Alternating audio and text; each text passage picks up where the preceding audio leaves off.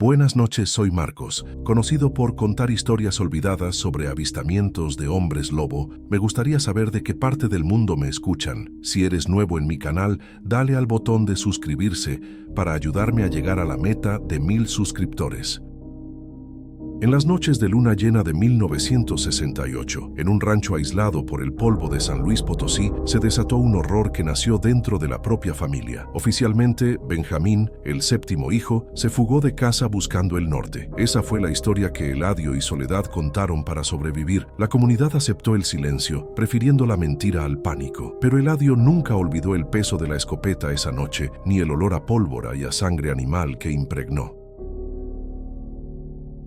Don Eladio, 89 años, una vida consumida por el sol y el silencio. Está sentado en el corredor de su casa de adobe, en las afueras de un rancho que casi desaparece en el polvo de San Luis Potosí. Sus manos, nudosas como las raíces del mezquite seco, descansan sobre las rodillas. Es el protagonista, pero también el custodio de una tragedia que él mismo enterró hace 50 años. No es un investigador, es el padre. Su relación con el horror no es de descubrimiento, sino de ocultamiento.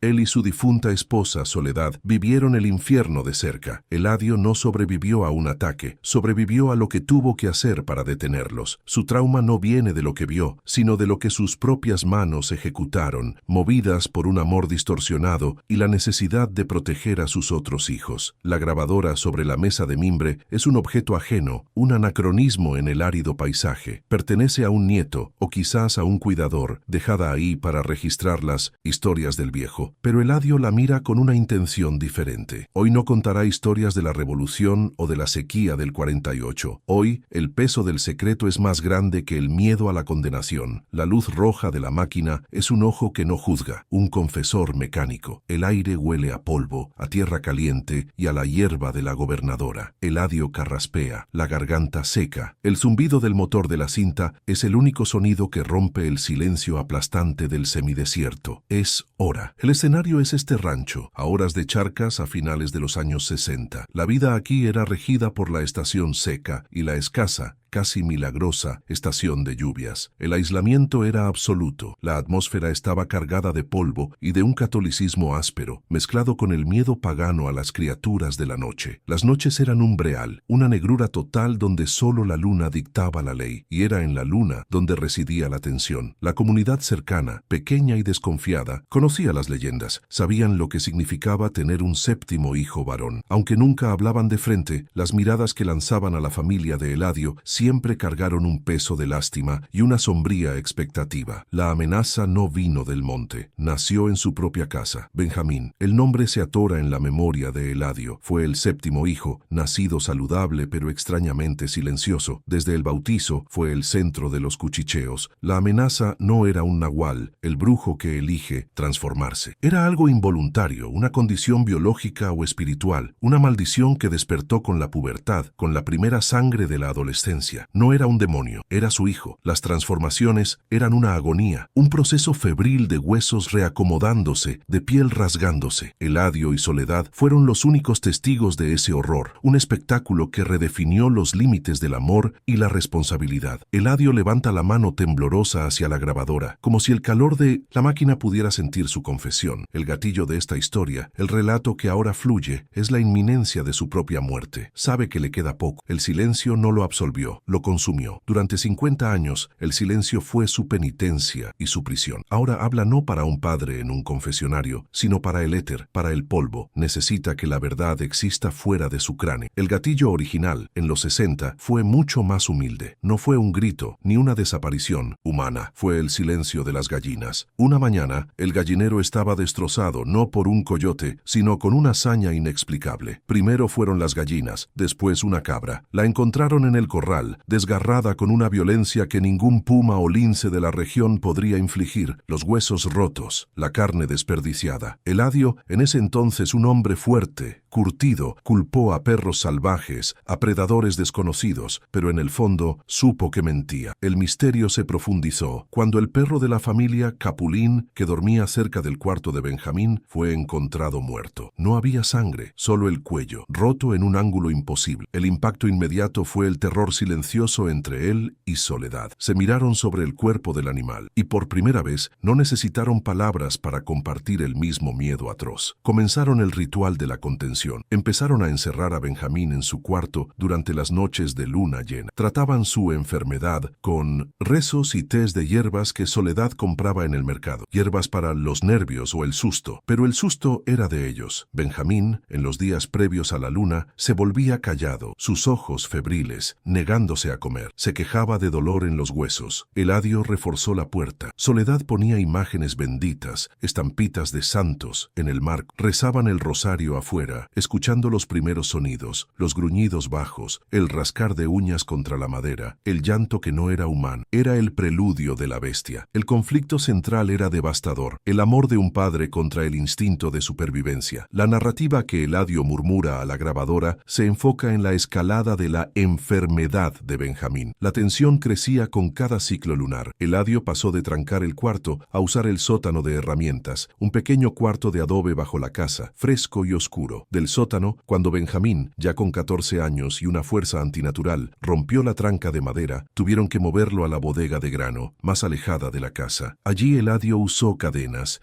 de arado, gruesas, ancladas a una viga del techo. El sonido del metal, arrastrándose en la oscuridad, se volvió la banda sonora de sus vidas. La tensión no era solo el miedo a que Benjamín escapara y atacara al ganado, o peor, a uno de sus hermanos. El horror era la mañana siguiente. Eladio era siempre el que iba a abrir. Encontraba al muchacho desnudo, exhausto, acurrucado en un rincón. Estaba sucio, a veces ensangrentado con la sangre de algún conejo o perro callejero que había logrado atrapar. Y lo peor, la confusión. Benjamín no recordaba nada. Miraba a su padre con ojos limpios, asustados, preguntando por qué le dolía tanto el cuerpo, por qué estaba encadenado. Eladio tenía que mentirle. Le decía que tenía fiebres, que sufría convulsiones. Cada mentira era un pedazo de su propia alma que se moría. El clímax de esta etapa, el punto de no retorno, llegó una noche de agosto. Soledad, con el corazón roto por los aullidos de dolor de su hijo, desobedeció a Eladio. Mientras la criatura se retorcía, ella se acercó a la puerta de la bodega, intentando calmarla, cantándole la misma canción de cuna que usaba cuando era un bebé. La bestia no reconoció a su madre. En un estallido de furia, rompió parte de la puerta y la alcanzó. Eladio llegó corriendo, atraído por los gritos. Encontró a Soledad en el suelo, la mano destrozada, sangrando profusamente. La criatura gruñía desde la oscuridad. Esa noche, Benjamín le arrancó 2 dedos a su madre, y esa noche, Eladio supo que había perdido a su hijo. Eladio arrastró a Soledad de vuelta a la casa, el olor a sangre y a ozono animal llenando la noche. La mano de ella era un desastre de carne y hueso expuesto. Él la sentó en la cocina, bajo la luz temblorosa del quinqué. El terror había sido reemplazado por una furia fría. Mientras envolvía la mano de su esposa con trapos limpios, empapándolos en mezcal para desinfectar, la escuchó sollozar. Pero no era un llanto de dolor, era de pérdida. Ella repetía el nombre de Benjamín, no el de la bestia, sino el del niño. Eladio apretó la mandíbula. En ese momento, el conflicto interno se solidificó. El amor de Soledad era puro, pero ciego. El de Eladio se estaba pudriendo, convirtiéndose en una mezcla tóxica de culpa, miedo y un deber terrible. La racionalidad fue descartada por el miedo. Llevar a Soledad a Charcas era imposible. ¿Qué dirían? ¿Un coyote? Ningún coyote ataca a una mujer en el umbral de su propia bodega. Eladio sabía que la superstición de la comunidad era más peligrosa que la herida. Si la gente supiera la verdad, si el rumor del 7º hijo se confirmaba con la evidencia de la mano de Soledad, vendrían con antorchas y machetes, no solo por Benjamín, sino por toda la familia. Eladio se convirtió en el carcelero de su propia familia, aislado no solo por la geografía, sino por el terror. Tuvo que curtirla él mismo, cosiendo la piel, desgarrada con la aguja que usaba para reparar las albardas, esterilizada al fuego. La herida de Soledad se infectó. Durante días, ella ardió en fiebre, delirando. Eladio se encontró atrapado entre 2 horrores: el monstruo encerrado en la bodega y la mujer que amaba muriendo en su cama. Los otros niños, pequeños y asustados, eran mantenidos en sus cuartos, ajenos a la magnitud del drama. Para ellos, su madre estaba enferma y su hermano mayor estaba castigado. Eladio apenas dormía. Se movía entre la cama de Soledad, limpiando la herida con agua de sal, y la bodega, donde ya no dejaba comida. El hambre de la bestia era ensordecedora. Los gruñidos y los golpes contra la puerta se mezclaban con los delirios febriles de su esposa. Era un infierno doméstico. La culpa lo carcomía. Cada golpe golpe que venía de la bodega era un recordatorio de su fracaso. Había fallado en proteger a Soledad, había fallado en curar a Benjamín. Ahora su deber ya no era sanar, era contener. El miedo se había transformado en una resolución sombría. Miraba sus propias manos, las manos que habían sembrado maíz y bautizado a sus hijos, y se preguntaba si tendrían la fuerza para hacer lo impensable. El amor de padre luchaba contra la realidad de la bestia. ¿Cuánto tiempo más podría mantener esto? ¿Cuánto tiempo antes de que la cadena cediera o la puerta se rompiera por completo? El olor a sangre y enfermedad impregnaba la casa. El despertar del pasado, en la narración de Eladio a la grabadora, se centra en este punto de quiebre. El trauma no era solo el monstruo, era la soledad de la decisión. Soledad, en su delirio, a veces llamaba a Benjamín, pidiéndole que le trajera agua. Eladio, sentado a su lado, sentía que el corazón se le partía. Pero cuando iba a la bodega, lo que escuchaba no era su hijo. Eran sonidos guturales, inhumanos. La dualidad lo estaba volviendo loco. El amor de su esposa lo anclaba a la humanidad del niño, pero los sonidos de la bodega lo enfrentaban a la realidad del animal. Se dio cuenta de que estaba protegiendo a la comunidad, no de su hijo, sino de algo que usaba la cara de su hijo. La tensión crecía con la luna menguante. Sabía que en unos días la transformación se revertiría. ¿Qué encontraría? ¿Un Benjamín arrepentido o uno más fuerte? La sospecha de que algo que debía estar muerto, el instinto animal sobre la razón humana, había tomado el control total. Era casi una certeza. Eladio empezó a ver el rancho de manera diferente. Ya no era su hogar, era una prisión con 3 ocupantes. Él, el carcelero, Soledad, la víctima, y Benjamín, el monstruo. Los otros niños eran fantasmas, sombras que se movían en silencio, aprendiendo a no hacer ruido, a no preguntar por qué su madre lloraba y su padre no dormía. Eladio comenzó a mostrar los síntomas del trauma de guerra, aunque su guerra era privada. Sobresaltos ante cualquier ruido nocturno, insomnio crónico, una hipervigilancia que lo hacía revisar las cerraduras, las cadenas y el estado de la bodega 10 veces por noche. Revisaba sus otras armas, la escopeta calibre .16, el machete de trabajo. Las miraba no como herramientas, sino como soluciones. La culpa lo hacía evitar los ojos de sus otros hijos. ¿Cómo podía mirarlos, sabiendo que en la bodega mantenía encerrado a su hermano, ahora una amenaza mortal para ellos? El amor paternal se había convertido en una ecuación de sacrificio. La vida de uno por la de muchos. El despertar fue brutal. Cuando la luna cambió y los ruidos en la bodega cesaron, Eladio esperó un día entero antes de abrir. Armado con la escopeta y un miedo que le secaba la boca, descorrió la tranca. El hedor era insoportable, una mezcla de excremento, sangre seca y carne podrida. Benjamín estaba acurrucado en el rincón más oscuro como siempre. Pero algo había cambiado. Cuando Eladio se acercó, el muchacho no levantó la vista con confusión, levantó la vista con odio. Sus ojos, aunque humanos, retenían una chispa amarilla, una inteligencia depredadora que Eladio no había visto antes, y en su mano sostenía uno de los dedos perdidos de Soledad, roído hasta el hueso. Ese fue el verdadero gatillo, no la herida de Soledad, sino la prueba de que Benjamín, la conciencia, estaba siendo consumido. La bestia ya no solo tomaba el control físico, estaba empezando a quedarse. Eladio retrocedió lentamente, cerró la puerta y echó llave. Se recargó contra la madera, el sudor frío corriéndole por la espalda. El conflicto entre deber y culpa acababa de terminar. La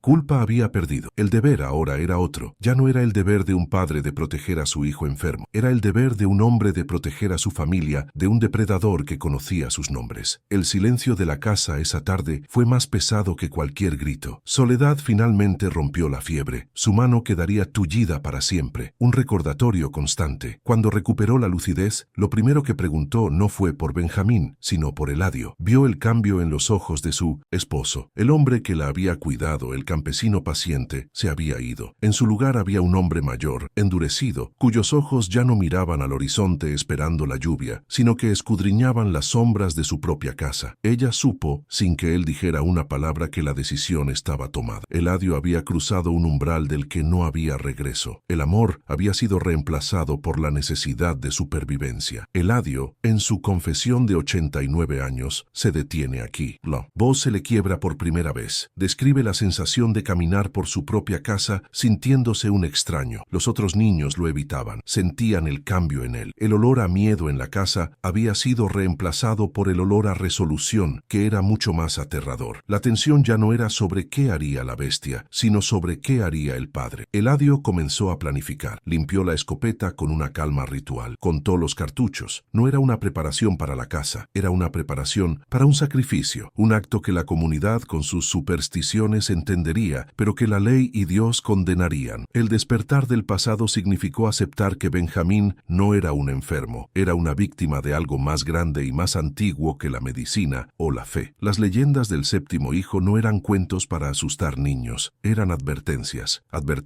que él y Soledad habían ignorado, cegados por el amor moderno, por la esperanza de que su hijo sería la excepción. Pero el semidesierto de San Luis Potosí no permite excepciones. La tierra era dura y las leyes que la regían también. Eladio entendió que él no era diferente de sus ancestros, aquellos que habían tenido que tomar decisiones imposibles para sobrevivir en esa tierra ingrata. El miedo y la culpa se entrelazaron en una soga apretada alrededor de su cuello. Cada vez que miraba la mano vendada de Soledad, la soga se apretaba. Cada vez que escuchaba el débil rasguño desde la bodega, sabiendo que el hambre de la criatura crecía, se apretaba más. Eladio se movía por el rancho como un fantasma. Dejó de trabajar la tierra, dejó de hablar, excepto para dar órdenes cortas a los niños. Su único foco era la bodega. Esperaba la próxima luna llena, no para encerrar a Benjamín, sino para liberarlo, y para liberarse a sí mismo y a su familia del horror que habían albergado. La sospecha de que algo que debía estar muerto había vuelto se aplicaba a él mismo. Eladio sintió que una parte de él, el padre amoroso, había muerto la noche que Soledad fue atacada. Lo que quedaba era un ejecutor, un hombre forzado a una elección que ningún padre debería enfrentar. El conflicto entre el deber de proteger a su familia y el amor por su hijo se resolvió de la manera más trágica. Ambos eran lo mismo. Para proteger a su familia, debía destruir una parte de ella. Para honrar el amor que le tuvo al niño, debía terminar con el sufrimiento del monstruo. La espera de la luna llena fue la agonía más larga de su vida. Eladio el viejo hace una pausa en la grabación. Toma un trago de agua. Su mano tiembla, pero su voz cuando regresa es firme. Está reviviendo la calma antinatural que se apoderó de él en esos días. La tensión creciente en el rancho no era de miedo al monstruo, sino de anticipación al acto. Soledad lo sabía. Ella comenzó a rezar el rosario todo el día, no por la salvación de Benjamín, sino por el alma de Eladio. Ella entendió que el sacrificio no sería solo el de su hijo, sino también el de su esposo, condenado a vivir con la memoria de lo que estaba a punto de hacer. El rancho se convirtió en una capilla fúnebre. La narrativa de Eladio se vuelve una confesión de premeditación. Explica a la grabadora cómo eligió el lugar. No sería en la bodega, eso era indigno. Sería en el monte, lejos de la casa. El plan se formó con una claridad escalofriante. Usaría la próxima transformación como una oportunidad. Sacaría a la bestia de la bodega, con el pretexto de llevarla a un lugar más seguro, más lejos. La llevaría a la Cañada del Muerto, un lugar del que se decía que ni los coyotes se acercaban. Allí, la criatura estaría en su elemento, y allí, Eladio terminaría con la maldición. El padre llevaría a su hijo a su último paseo, sabiendo que solo uno regresaría. La luna llena llegó blanca y opresiva, bañando el semidesierto en una luz fantasmal. El aire estaba cargado de una electricidad estática, una tensión que Eladio sentía en la piel. Era la noche. Había pasado el día afilando el machete y limpiando la escopeta calibre .16, cada movimiento metódico, casi ritual. No hubo despedida de Soledad. Ella se había encerrado en el cuarto con los otros niños, el rosario deslizándose entre sus dedos sanos. Ella sabía lo que él iba a hacer. Él salió al corredor, la escopeta en una mano, las llaves de la bodega en la otra. El silencio del rancho era absoluto, como si toda la vida contuviera la respiración. Eladio no sentía miedo, solo un vacío helado. La hora de la mentira había terminado. Se acercó a la bodega. Los gruñidos ya habían comenzado, más profundos esta vez, acompañados por el sonido rítmico de un cuerpo golpeando la madera. El olor que se filtraba por debajo de la puerta era agrio, un tufo a cobre y a pelo mojado. Abrió la cerradura. La bestia estaba allí agazapada. La luna, entrando por el hueco de la puerta, iluminaba su silueta. Era más grande de lo que recordaba. Los huesos de Benjamín se habían reconfigurado en una arquitectura de pesadilla. Eladio no usó el nombre del niño. No podía. Para hacer lo que tenía que hacer, solo podía ver a la criatura. Le arrojó la cadena, el eslabón golpeando el suelo de tierra. La bestia mordió el metal, un instinto depredador. Con una calma que lo asustaba, Eladio aseguró la cadena al cuello de la criatura. Salió de la bodega tirando de la cadena como si llevara a un toro al matadero. La bestia lo siguió, primero con renuencia, luego con una agilidad aterradora, moviéndose en 4 patas, las garras, arañando la tierra seca. No la subió a la camioneta. La camioneta era para el trabajo, para la familia. Esto era algo sucio, algo que debía hacerse a pie. La guió lejos del rancho, hacia el este, donde el terreno se rompía en barrancos. La única luz era la luna, que hacía que las sombras de los mezquites parecieran garras que se extendían hacia ellos. El único sonido era el jadeo de la bestia y el arrastrar de la cadena. Eladio caminó por casi una hora. Su mente estaba en blanco, una neblina, protectora contra el horror de la situación. El peso de la escopeta en su hombro era su ancla a la realidad. Detrás de él, la criatura a veces tiraba, a veces tropezaba, sus movimientos una mezcla antinatural de poder animal y torpeza humana. En los momentos de silencio, cuando el viento cesaba, Eladio podía escucharla respirar, un fuelle húmedo y profundo. Cada paso lo alejaba más de su rancho y lo hundía más en la decisión que había tomado. El amor paternal se había secado, solo quedaba él, deber frío y afilado como el cuchillo en su cinturón. Ya no era un padre, era un cazador. Llegaron a la cañada del Muerto. El nombre no era una casualidad, era una grieta profunda en la tierra, un lugar donde se decía que nada crecía y donde los animales perdidos iban a morir. El aire era más frío allí abajo. La luna apenas penetraba, creando pozos de oscuridad. Era el lugar perfecto. Nadie vendría a buscar nada aquí. Eladio se detuvo, el corazón latiéndole fuerte contra las costillas por primera vez esa noche. Soltó la cadena dejando caer el extremo pesado al suelo. El sonido del metal contra la piedra fue agudo. La bestia se irguió, olfateando el aire. Sintió la libertad. Eladio retrocedió varios pasos, levantando la escopeta, amartillándola. El clic fue ensordecedor en el silencio. La criatura lo miró. En la penumbra, sus ojos brillaron con un destello amarillo, inteligente y hambriento. Ya no era Benjamín. Era algo antiguo, algo que la tierra de San Luis Potosí había conocido mucho antes que los hombres. La bestia se sacudió, el pelaje áspero erizándose. Era una parodia de un lobo, pero con la postura bípeda de un hombre, los brazos largos terminados en garras negras. Emitió un gruñido bajo, no de amenaza, sino de dominio. Estaba en su elemento. Eladio sintió un escalofrío. Esto no era su hijo enfermo, era un depredador alfa, una anomalía biológica perfectamente adaptada a la violencia. La luna iluminó sus dientes, largos y manchados. Eladio no disparó de inmediato. El ritual exigía un momento de confrontación. Durante meses, él había sido el carcelero, el que huía, el que limpiaba los restos. Ahora estaba allí, el rifle apuntando al centro de la masa oscura. La criatura bajó la cabeza, olfateando el suelo, luego a él. Reconoció el olor del miedo, el mismo olor que había estado en soledad, pero esta vez estaba mezclado con algo más, pólvora y resolución. La bestia dio un paso, luego otro, rodeándolo, probando su determinación. Eladio no se movió. Siguió el movimiento con el cañón de la escopeta. Sabía que solo tenía un disparo para terminar con todo. La criatura pareció entender. Dejó de circular. Se detuvo a unos 10 metros, irguiéndose sobre sus patas traseras, alcanzando una altura que sobrepasaba la de Eladio. Abrió el hocico, y el sonido que salió no fue un aullido, sino un rugido que vibró en el pecho de Eladio. Un desafío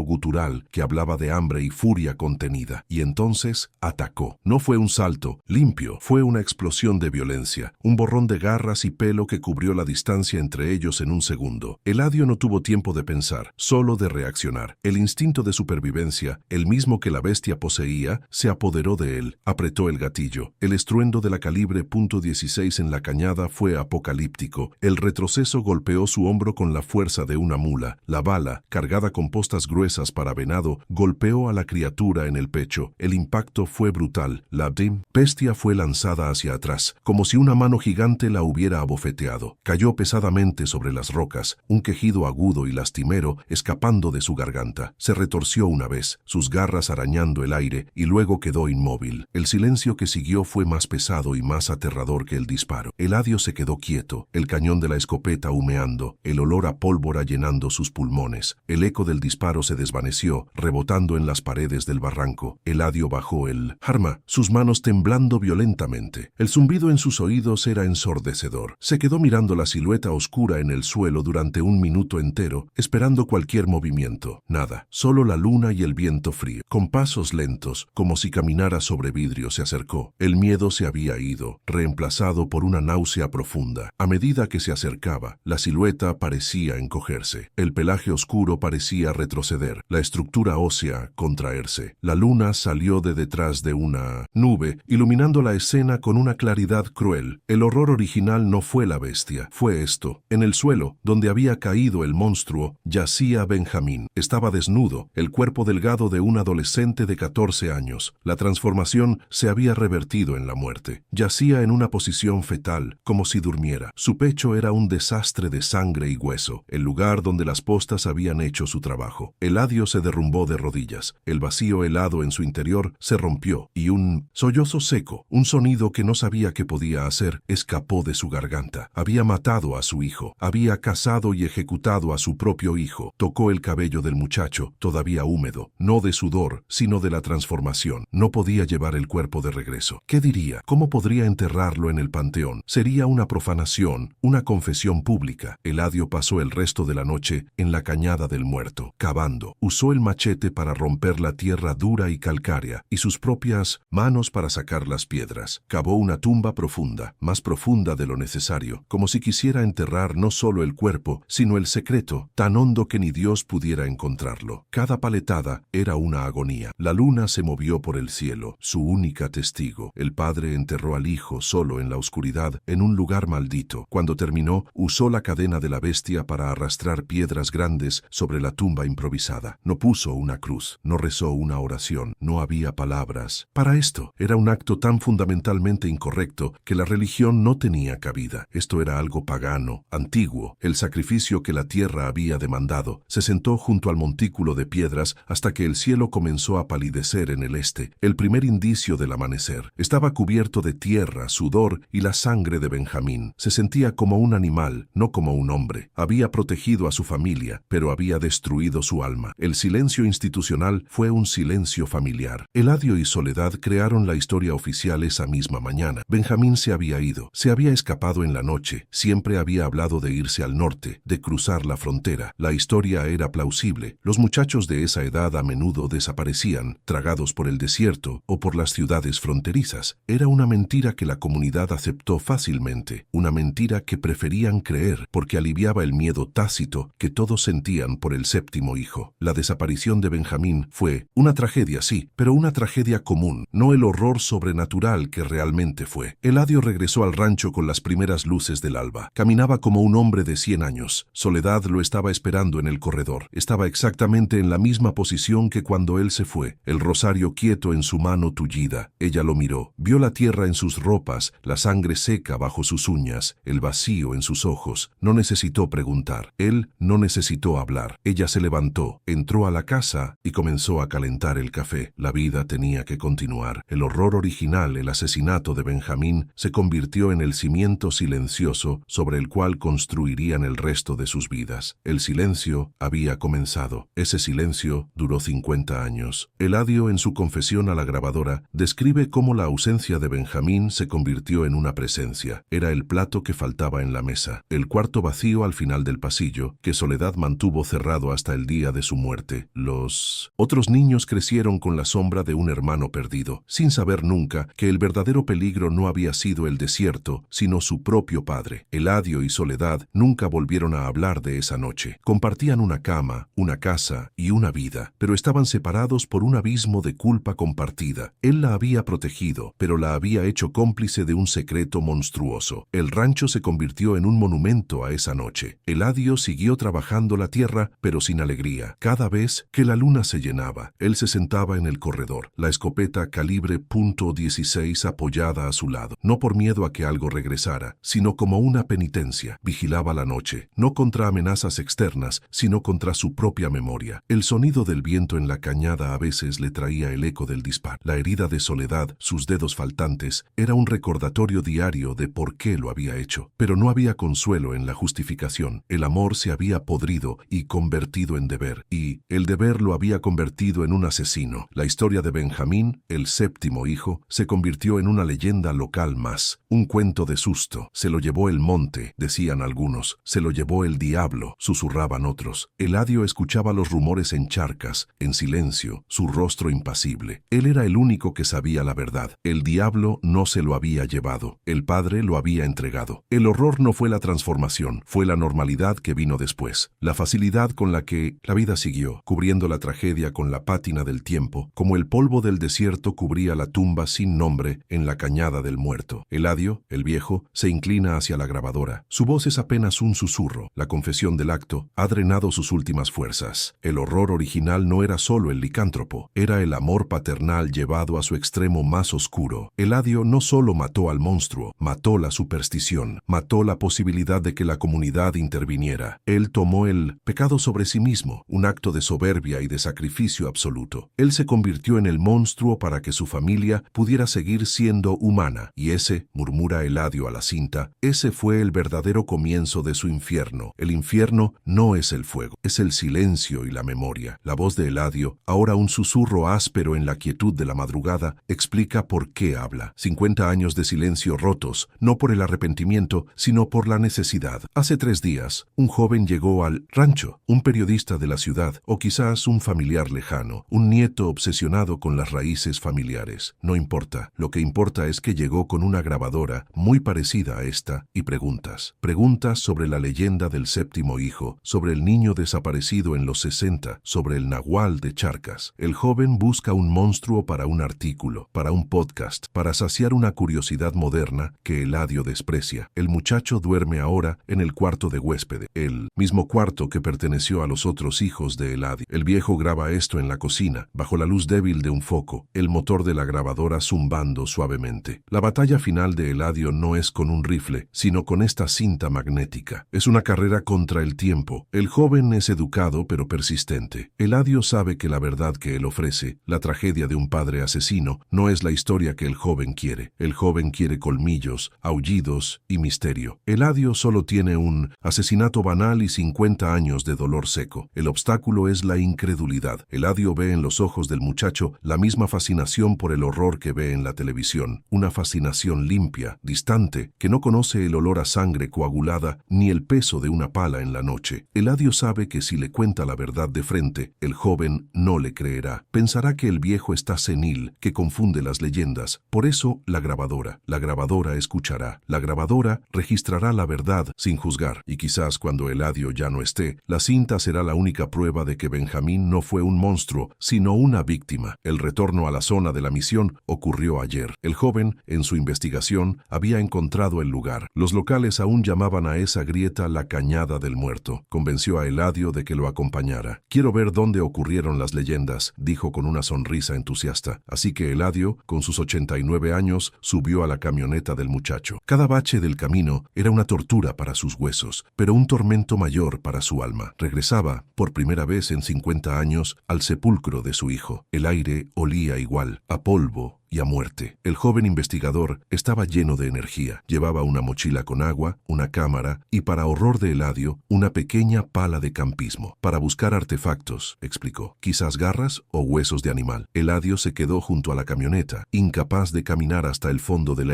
barranco. Observó desde arriba cómo el muchacho, ágil y moderno, descendía a la tumba. El sol golpeaba la cañada, un lugar que Eladio solo recordaba bajo la luz enferma de la luna. Vio al joven moverse, buscando señales, buscando la historia equivocada, y vio cómo se detenía en el lugar exacto. El muchacho se detuvo sobre el montículo de piedras que Eladio había apilado media vida atrás. La vegetación apenas había crecido allí. El suelo seguía siendo estéril. Eladio observó cómo el joven tocaba las piedras, cómo sacaba su cámara, luego desempacó la pala. El corazón de Eladio se detuvo. Un pánico frío, el mismo que sintió la noche del disparo, lo inundó. Iba a profanar la tumba, iba a desenterrar a Benjamín, Iba a exponer el secreto al sol. Eladio gritó. Un grito seco, agudo, que sorprendió al joven y a él mismo. Un grito que no era de un hombre, sino de un animal protegiendo su madriguera. El joven levantó la vista, asustado. Eladio, aferrándose al borde de la camioneta, con el rostro pálido, tuvo que mentir. Tuvo que usar la misma superstición que había despreciado. «No cabes», gritó, su voz rompiéndose. «Es tierra maldita. Ahí espantan. Traerás una maldición sobre esta casa si mueves una sola piedra». La mentira fluyó con facilidad. Un veneno familiar. El joven, un hombre de ciudad, se detuvo, quizás por respeto a la vejez, o quizás porque el grito de Eladio había sido tan genuinamente aterrador. Bajó la pala, recogió sus cosas y subió lentamente el barranco, su rostro mostrando confusión y una pizca de decepción. Pero el muchacho no está convencido. Eladio lo ve en sus ojos, lo vio en la cena. Anoche, el joven hizo demasiadas preguntas sobre la maldición. Su curiosidad se ha transformado en sospecha. Sospecha que Eladio esconde algo, y lo esconde. El joven cree que esconde un monstruo. No entiende que esconde un cadáver. Eladio sabe que el muchacho volverá. Volverá solo, con su pala, cuando el viejo no esté mirando. Por eso, esta grabación, la cinta, es la única arma que le queda. El silencio que él construyó durante 50 años se está desmoronando ante la curiosidad del siglo XXI. La culpa, siempre presente, ahora lo motiva de una forma nueva. Durante 50 años, la culpa lo mantuvo callado. Ahora la culpa lo obliga a hablar. Necesita proteger lo que queda de Benjamín, no el secreto del crimen, sino la dignidad de sus huesos. La curiosidad del joven le parece una profanación. El mundo moderno, con sus podcasts y sus cámaras, quiere devorar su tragedia y convertirla en entretenimiento. Quiere reducir el acto más terrible de su vida a 10 minutos de contenido escalofriante. Eladio se niega a permitirlo. Su confesión no es para el mundo, es para detener al mundo. Eladio admite a la cinta que, por un segundo, allí en el borde de la cañada, deseó que el muchacho cavara, deseó que encontrara los huesos, deseó que la policía viniera, que lo arrestara. Imaginó el alivio de ser juzgado, el alivio de que el mundo supiera que el Eladio no era el estoico patriarca sino un asesino, que el mundo supiera que Soledad había vivido con un hombre que mató a su propio hijo. Por un momento, anheló el fin del secreto, sin importar el costo, pero el instinto de protección, el mismo que lo llevó a disparar, lo hizo gritar la mentira sobre la maldición. El hábito de proteger el rancho era demasiado fuerte. La revelación perturbadora que Eladio susurra a la grabadora es esta: el monstruo no era Benjamín, el monstruo era el miedo. El monstruo era la superstición de la comunidad, el miedo al qué dirán, el terror a ser señalados. Benjamín solo era un niño enfermo, quizás con una condición biológica atroz, una regresión, una anomalía, pero fue el miedo, no la criatura, lo que obligó a Eladio a usar cadenas. Fue el miedo, no la bestia, lo que lo llevó a la cañada con una escopeta. Él no mató a un licántropo, mató a su hijo para calmar al verdadero monstruo. El pánico de la gente. Describe la caminata de regreso al rancho. El joven, tratando de romper la tensión, hablaba de energías residuales, de portales, de cómo esos lugares guardan la memoria del trauma. Eladio lo escuchaba en silencio. El muchacho no sabía nada. El trauma no estaba en la tierra. El trauma estaba sentado a su lado, en el asiento del copiloto, un hombre de 89 años cuyos huesos dolían menos que su memoria. Eladio solo sentía el peso de las piedras que había apilado, el peso de 50 años de silencio sobre el pecho de su hijo. El envelecimiento físico es su enemigo principal ahora. Sus manos tiemblan, su vista falla, apenas puede caminar hasta el corral, no puede vigilar la cañada del muerto, no puede enfrentarse físicamente al joven investigador. Su cuerpo, que una vez fue lo suficientemente fuerte como para cavar una tumba en una noche, ahora apenas puede sostener el vaso de agua. La burocracia del silencio, mantenida por su presencia intimidante, y la memoria de Soledad se ha ido. Él es el último archivo viviente y se está desmoronando. Esta cinta es su única defensa, su último testamento, su advertencia final. La batalla final, por lo tanto, es esta: una carrera contra su propia muerte y contra la pala del investigador. Eladio necesita que esta historia, su versión, la verdad, sea escuchada primero. Necesita que el joven, o quien sea que encuentre esta cinta, entienda que lo que yace en esa cañada no es una bestia mítica, sino un niño asesinado. Necesita que el horror de la verdad supere la fascinación por la leyenda. Su confesión es un intento desesperado de controlar la narrativa, de asegurarse de que Benjamín sea recordado como el hijo, no como el monstruo. Eladio detalla lo que el joven encontró. Nada, silencio. Pero el muchacho, con su sensibilidad moderna, sintió algo. Le dijo a Eladio: este lugar tiene una tristeza profunda, y esa tristeza, esa vibra como la llamó, es lo que lo atrae. Es lo que Eladio más teme. El joven confunde la tristeza de un asesinato con la presencia de lo sobrenatural, y esa confusión es la que lo hará volver a cavar. Eladio sabe que el silencio del desierto, que él usó como cómplice, ahora es el mayor atractivo para el profanador. La amenaza no se ha reproducido, no ha expandido su territorio. La amenaza ha mutado. Ya no es un licántropo hambriento de carne, es una audiencia moderna, hambrienta de historias. La sed de sangre de la criatura ha sido reemplazada por la sed de contenido del investigador. Eladio se da cuenta, con un horror helado, de que él y el joven son iguales. Ambos buscan controlar la historia de Benjamín. Él para enterrarla, el joven para explotarla. Es la misma batalla, solo que con herramientas diferentes. La escopeta de Eladio contra el micrófono del joven. Eladio admite en voz baja que el joven tiene los ojos de Benjamín. No el color, sino la intensidad. Una curiosidad pura, aún no rota por el mundo. Esa coincidencia lo perturba profundamente. Es como si el fantasma de su hijo lo estuviera mirando a través de la cara del investigador, pidiéndole algo, pidiéndole que hable o pidiéndole que lo deje en paz de una vez por todas. Eladio no lo sabe. Esta ambigüedad es su tortura final. Ver al hijo que mató en los ojos del hombre que amenaza con desenterrarlo. El verdadero confronto, la batalla final, ocurrirá cuando este joven, este nieto o este extraño, escuche esta cinta. Tal vez Eladio se la deje como herencia. Esa será la detonación. La reacción del joven determinará el legado de Benjamín. ¿Se convertirá en una historia de terror contada alrededor de una fogata digital o se convertirá en la tragedia silenciosa de un padre y un hijo, entendida por fin? Eladio está apostando su alma a que la verdad, por más fea que sea, es más fuerte que la leyenda. ¿Te está gustando esta historia? Deja un like y suscríbete al canal. Ahora continuamos con el vídeo. Eladio sigue hablando, ahora con una urgencia renovada. El cielo fuera de la ventana de la cocina está cambiando, de un negro absoluto a un azul cobalto. El amanecer está cerca. Pronto el joven investigador despertará, atraído por el olor del café que Eladio está a punto de preparar. El ritual de la hospitalidad debe continuar, incluso mientras la traición se graba en la cinta. La confesión debe estar completa antes de que el primer rayo de sol toque el polvo del corredor. Eladio necesita terminar su historia, poner la última piedra sobre esta tumba auditiva antes de tener que volver a sonreírle al hombre que quiere profanar a su hijo. Eladio mira la luz roja de la grabadora. Ha hablado toda la noche. Su garganta es pura lija. El cielo afuera se aclara, pasando de ese azul cobalto a un gris pálido. La confesión está completa. 50 años de silencio, vaciados en una cinta magnética en menos de 6 horas. Siente un vacío, pero no es alivio. Es la quietud que sigue a la amputación. Ha cortado la última parte de sí mismo, el secreto que lo definía. La lucha ya no es física, nunca lo fue. La